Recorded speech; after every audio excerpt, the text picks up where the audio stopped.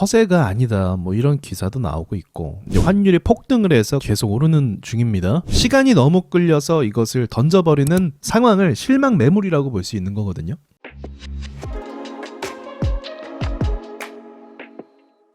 네, 안녕하세요. 시장이 빠지고 있네요.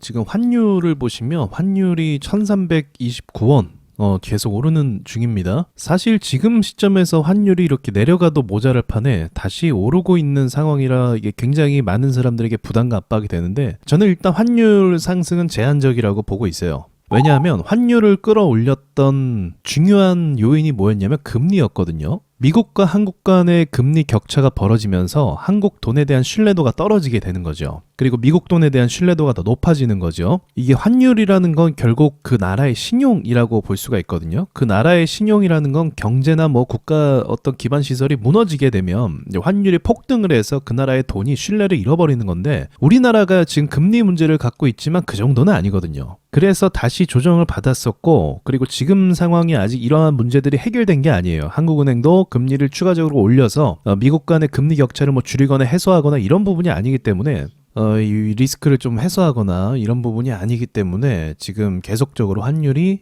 이런 가격에 유지가 되고 있는 거죠. 근데 어쨌든 금리 인상이 미국과의 격차가 더 벌어지지 않는다면 이때는 이제 오버페이스로 올랐던 거고, 이 가격 안에서 박스를 유지할 가능성이 높은데 앞으로 금리를 미국이 내린다면 환율은 떨어질 가능성도 꽤 높다는 거죠. 근데 지금은 이제 북한의 어떤 도발, 리스크 뭐 이런 압박 때문에 오른다라고 볼 수가 있어요. 자, 뉴스를 보면 이번에 북한이 조금 강하게 나오긴 합니다. 그래서 이제 외신에서도 한국이 전쟁 나는 거 아니냐, 뭐 또 어떤 전문가 같은 경우는 이번에야말로 북한이 심상치 않다 뭐 이렇게 이야기하면서 겁을 주기도 합니다, 지금. 그래서 보시면 뭐 허세가 아니다 뭐 이런 기사도 나오고 있고, 또 이번에는 뭐 속보를 가지고 뭐 이제 대한민국 완전 점령해 버리겠다 뭐 이런 이야기도 하고 있고. 근데 이게 저는 그렇게 생각해요. 이제 제 의견도 많이 궁금해 하시는데, 저는 전쟁 안 난다고 봅니다. 만약에 북한과 전쟁이 난다면 아마 북한 쪽으로 선제 공격이 들어갈 거라고 저는 생각을 해요.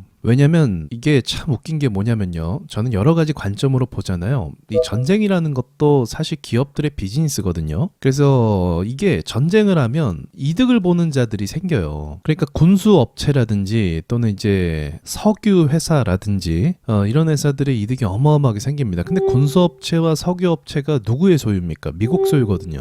아무튼 복합적인데, 근대사의 전쟁이 난 걸 보면은 항상 개발이 덜 된 지역에서 전쟁이 나고, 그리고 거기를 초토화시킨 다음에 어떻게 되냐, 전쟁이 마무리될 때쯤에 해외 자본들이 유입돼서 다시 재건을 합니다. 그래서 자신들의 땅으로 만들어버리죠.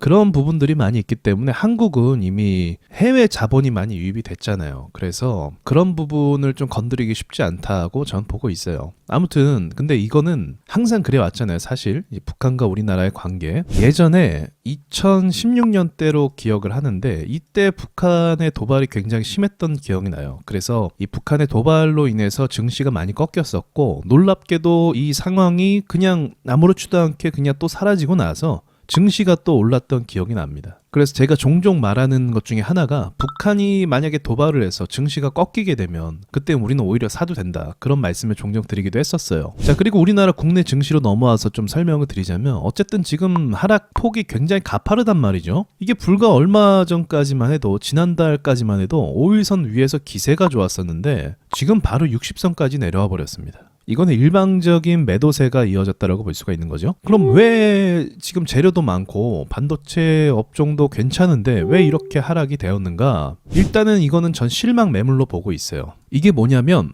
호재를 받아서 시장이 막 상승을 하고 있어요. 근데 보합을 계속 가면서 오르질 않아. 더 이상 옆으로만 가고 있어. 이런 경우에는 시간이 끌리는 것이 무섭고, 돈을 회수하기 위해서 누군가가 먼저 던져버립니다. 그럼 누군가가 먼저 던져버리면 못 가나 싶어서 했던 사람들, 그러니까 기대했던 사람들이죠. 기대했던 게 시간이 지나면은 꺾이게 되거든요. 꺾이게 되면은 이제 매도세로 전환이 되는 거예요. 그 매도세로 전환이 되면서 물량을 던지게 됩니다. 그러니까 진짜로 호재가 없어진 게 아니라 시간이 너무 끌려서 이것을 던져버리는 상황을 실망 매물이라고 볼 수 있는 거거든요. 저는 지금 그게 터졌다라고 보고 있어요. 자, 보시면 한미 반도체 역시도 여기서 꽤 오랜 시간 보합을 줬죠. 미국의 엔비디아나 이제 반도체 지수 같은 경우는 계속적으로 상승을 하는데 거기에 맞춰서 한 일주일 전부터인가 우리나라 증시 안에 있는 반도체 섹터는 오르지를 못하고 있는 거예요. 충분히 갈만한 상황이 만들어졌는데 오르지 못하는 거죠. 그래서 투자자들이 이상함을 느꼈다가 이제 어떻게 됩니까? 아니다 싶으니까 던지기 시작하는 그림이 오늘 좀 제대로 나오기 시작했어요. 그러니까 실망한 부분도 있고 북한의 도발도 같이 겹쳐서 지금 상황이 좀 좋지 않게 흘러가는 건 맞는 거죠. 그런데 이제 이걸 기억할 필요가 있어요.